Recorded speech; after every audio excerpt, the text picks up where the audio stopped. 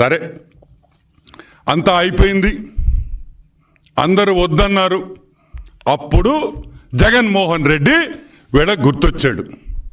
అరే అరే అరే రే మన పొట్టోడు ఉన్నాడు తాడేపల్లిలో, పొట్టబ్బాయి, ఈ పొట్టబ్బాయిని పెట్టుకుంటే 9,000 కాదురా, మనం ఇంకొక 50,000 మెగావాట్లు పెట్టినా వాడు కొనేస్తాడు, అవసరం ఉన్నా అవసరం లేకపోయినా కొనేస్తాడు, వాడి దగ్గరికి వెళతాంరా అని ఇక్కడికి వచ్చారు.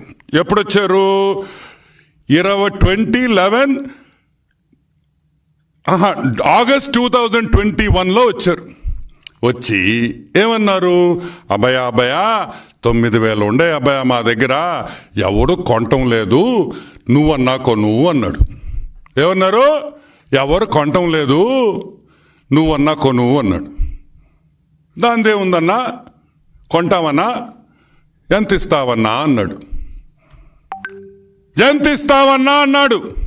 అయిపోయింది పని. పరిగిచ్చింది ఫైలు, అర్ధరాత్రుల్లో పరిగిచ్చింది ఫైలు. ఐఏఎస్ ఆఫీసర్లు నిద్రపోకుండా 1 గంటకు పోయి సంతకాలు పెట్టారు.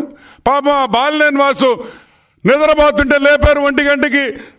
వాసు వాసు వాసు అన్నారు. వాసు బిత్రపోయాడు. ఏంద్రా 1 గంటకు వచ్చి వాసు వాసు అంటున్నారు మా ఇంటికాడ అని. ఏమైంది అన్నాడు. అర్జెంటుగా సంతకం పెట్టు అన్నాడు. వాసన్న ఏమన్నాడా? అయిపోయిందా అంతా అన్నాడు.